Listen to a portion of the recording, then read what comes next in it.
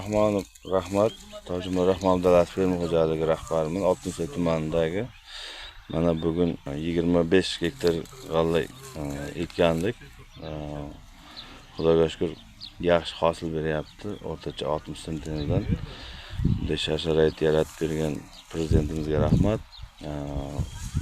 Viloyat hokimiga, tuman hokimimizga rahmat. Xudo xolasa kutilgan hosildan ziyod hosil beryapti. Hamma tashkilotchilarga katta rahmat. Bizni bu ferma xo'jaligimizga eng ilg'or ishlarimizdan Karim Botir aka, Jumayev Sirojiddin traktorchi. Ularga ham tashakkur bildiramiz.